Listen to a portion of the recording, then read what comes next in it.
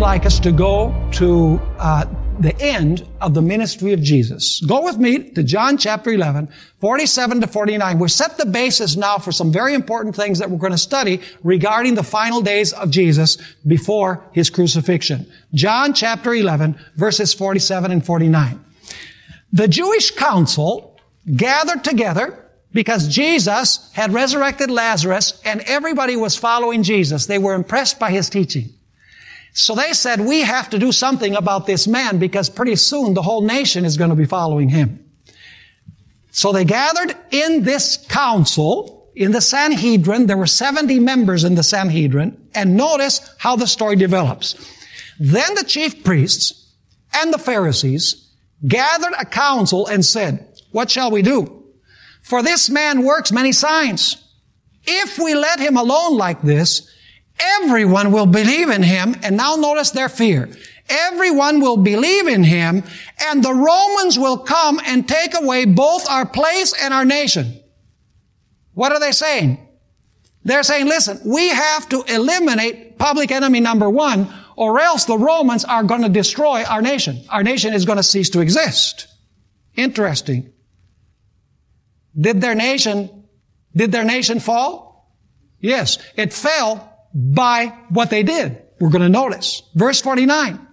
And one of them, Caiaphas, being high priest that year, said to them, you know nothing at all, nor do you consider that it is expedient for us that one man should die for the people and not that the whole nation should perish. In other words, Caiaphas was saying this man needs to die to save the nation. He just didn't understand the sense in which the death of Jesus was going to save the nation. He thought that the nation was going to be saved literally, politically, by destroying Jesus. What he didn't know is that Jesus, by His death, was going to save the human race. How? Spiritually, not politically. Because Jesus came to establish His spiritual kingdom. He did not come to take over the political system of the world. A little bit later on, Peter, actually Jesus was in the Garden of Gethsemane. They came to arrest Him. And I want you to notice what Peter did. And remember this because we're going to come back to it in the next 3 or 4 lectures.